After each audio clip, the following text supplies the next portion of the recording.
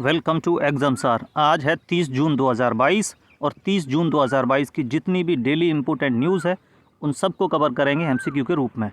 अगर आप हमारे चैनल पर नए हैं तो चैनल को सब्सक्राइब करें, बेल आइकन को ज़रूर दबाएं क्योंकि हम जब भी कोई नया वीडियो अपलोड करते हैं तो उसका नोटिफिकेशन आप तक पहुँच जाए। वीडियो को लाइक करें, अपने फ्रेंड्स के साथ शेयर करें। चलिए शुरुआत करते हैं डेली करंट अफेयर्स की क्वेश्चन नंबर 1 के साथ। और क्वेश्चन नंबर 1 है, हाल ही में चौबलूर कृष्णन कुट्टी का निधन हो गया, इनका संबंध किस राज्य से है? Option 1 Tamil Nadu, option 2 Kerala, option 3 Andhra Pradesh, option 4 Telangana. Chovvalloor Krishnan Kutty का संबंध जो है वो केरल राज्य से है और ये एक संगीतज्ञ और लेखक हैं। चलिए इनके बारे में थोड़ी सी जानकारी और देख लेते हैं। तो चौबलूर कृष्णन कुट्टी जो है वो केरल से हैं और एक प्रसिद्ध संगीतज्ञ और लेखक हैं। इनका निधन जो है वो 86 वर्ष की उम्र में अभी हो गया है और इनको केरल साहित्य अकादमी पुरस्कार से नवाजा जा चुका है। प्रश्न इस तरीके से भी बन सकता है कि चौबलूर कृष्णन कुट्टी का संबंध किस क्षेत्र से है? तो संगीतज्ञ हैं और ये लेखक भी हैं, ये भी आपको याद रखना है। चलिए नेक्स्ट क्वेश्चन की ओर बढ़ते हैं। क्वेश्चन नंबर 2, किस मंत्रालय द्वारा performance grading index for district जारी किया गया? ऑप्शन 1 है गृह मंत्रालय, ऑप्शन 2 है आवास एवं शहरी मामलों का मंत्रालय, ऑप्शन 3 है शिक्षा मंत्रालय, ऑप्शन 4 है जल शक्ति मंत्रालय। तो परफॉर्मेंस ग्रेडिंग इंडेक्स जो है ये जारी किया गया है मिनिस्ट्री ऑफ एजुकेशन यानी ऑप्शन नंबर 3 शिक्षा मंत्रालय के द्वारा इसको जारी किया गया है। देखिए इसमें देखा जाता है कि कौन सा जो डिस्ट्रिक्ट है वो कैसा परफॉर्म कर रहा है एजुकेशन में। तो इस रिपोर्ट में बताया गया है कि डिजिटल लर्निंग जो कैटेगरी है उसमें भारत में प्रदर्शन बहुत अच्छा नहीं है, यानी पुअर परफॉर्मेंस है इंडिया का डिजिटल लर्निंग में, ये रिपोर्ट बताती है परफॉर्मेंस ग्रेडिंग इंडेक्स। और इसमें अगर इस डिस्ट्रिक्ट वाइज देखें तो राजस्थान का सीकर जो है इसने अच्छा परफॉर्म किया है, उसके बाद झुंझुनू और जयपुर, ये तीनों ही ज़िले जो हैं वो राजस्थान के हैं। चलिए नेक्स्ट क्वेश्चन की ओर बढ़ते हैं। क्वेश्चन नंबर 3, 47वीं यानी 47वीं GST परिषद की बैठक का आयोजन कहाँ हुआ? ऑप्शन 1 है चंडीगढ़, ऑप्शन 2 है बेंगलुरु, ऑप्शन 3 है हैदराबाद, ऑप्शन 4 है दिल्ली। तो 47वीं GST परिषद की बैठक का आयोजन ये हुआ है चंडीगढ़ में, ऑप्शन नंबर 1 इसका करेक्ट है।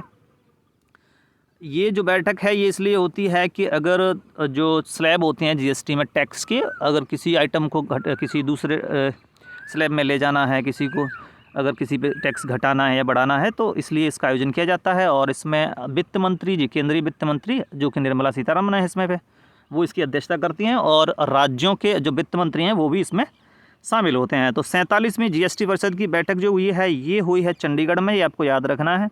और इसकी अध्यक्षता किसने की है? तो केंद्रीय वित्त मंत्री मैडम निर्मला सीतारमण ने की है।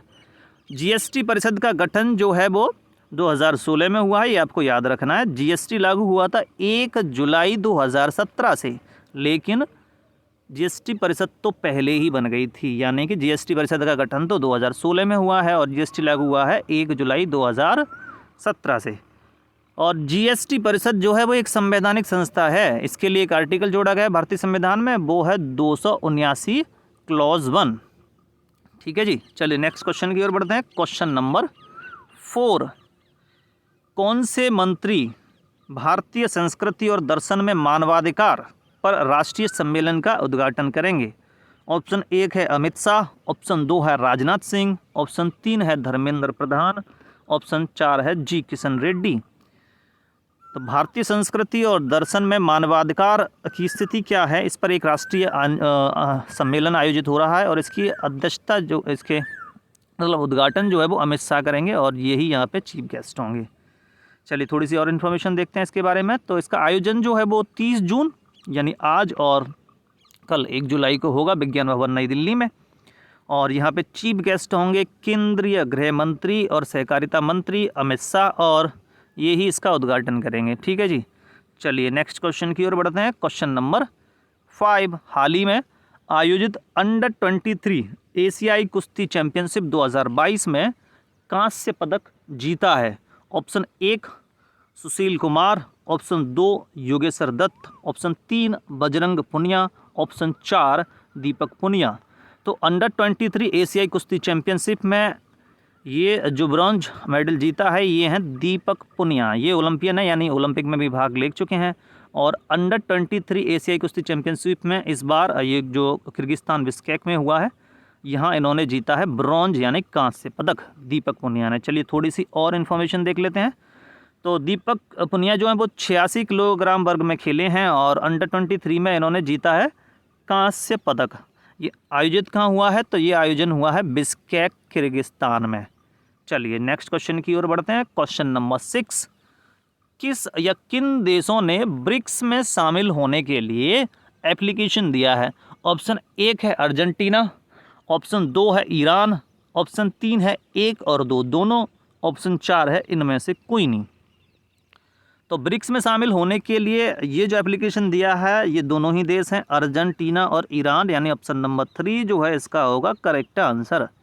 अभी ब्रिक्स की बैठक जो हुई है, ये ब्रिक्स का जो सम्मेलन हुआ है ये चीन बीजिंग में हुआ है, जिसकी अध्यक्षता चीन ने की है। और यहीं पे अर्जेंटीना और ईरान ने अपना एप्लीकेशन दिया है कि हमें भी सदस्य बनना है ब्रिक्स का।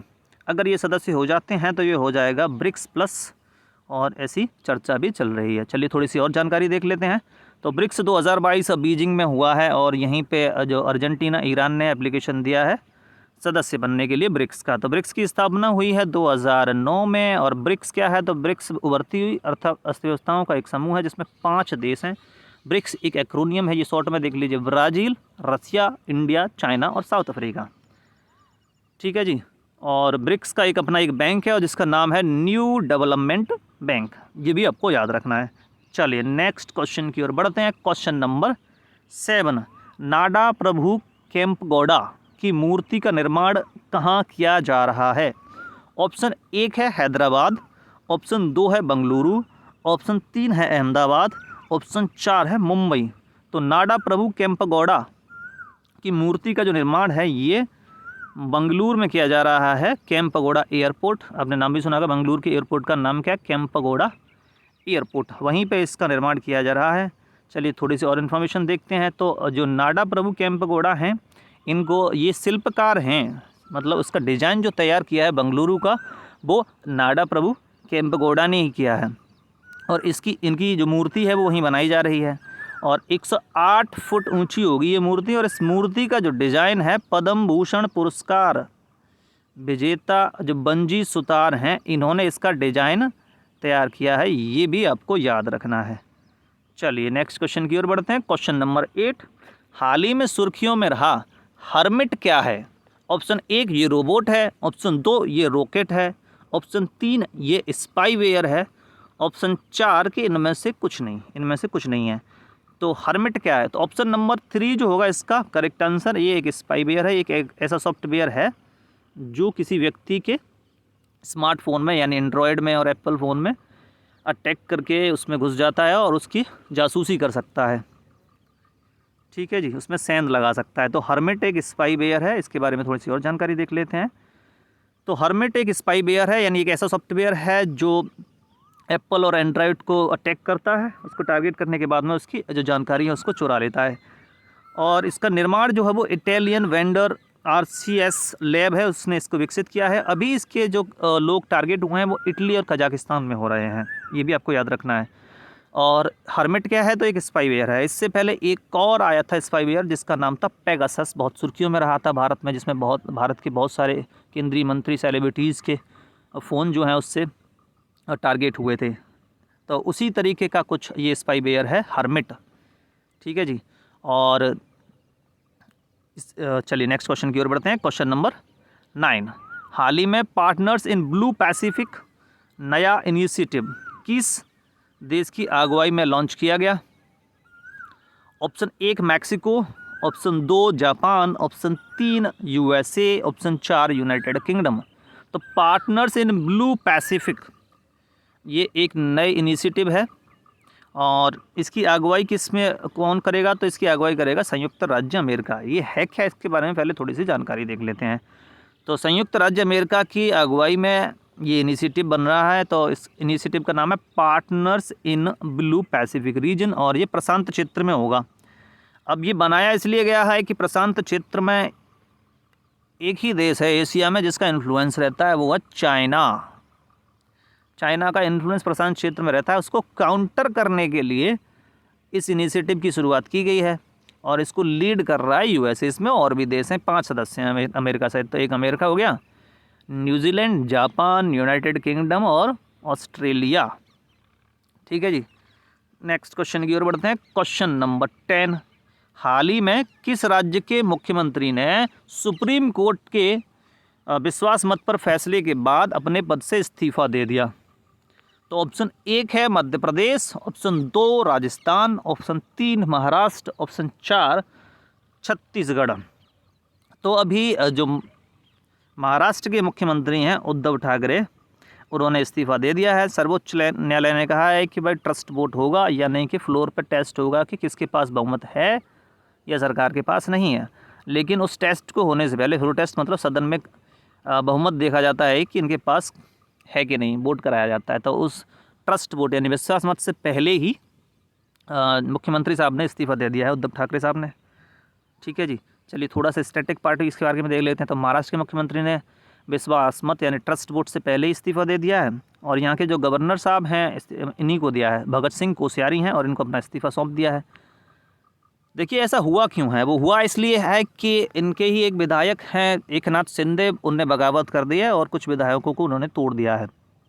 तो उसके बाद जो है वो महाराष्ट्र की राजनीति में अस्थिरता आ गई है और सुप्रीम कोर्ट में मामला पहुंच गया था। तो सुप्रीम कोर्ट ने ट्रस्ट वोट के लिए कहा और उसके ट्रस्ट वोट हो उससे पहले ही मुख्यमंत्री साहब ने इस्तीफा दे दिया है। तो इससे संबंधित स्टैटिक पार्ट आपको ये याद रखना है कि 52वें संविधान संशोधन द्वारा एक 10वीं अनुसूची शामिल की गई थी 1985 में, जो दल बदल कानून का प्रावधान करती है। दल बदल कानून ये होता है कि अगर कोई व्यक्ति अगर पार्टी बदल लेता है तो उस पर ये कानून लगता है। ठीक है जी, तो इस वीडियो में इतना ही। वीडियो अच्छा लगा हो तो वीडियो को लाइक करें, अपने फ्रेंड्स के साथ शेयर करें। अगर आप इन क्वेश्चंस का नोट्स का PDF भी चाहते हैं तो इसके लिए आप हमारे टेलीग्राम चैनल एग्जाम्सार से जुड़ सकते हैं। इसका लिंक आपको वीडियो के डिस्क्रिप्शन में मिल जाएगा। Thank you.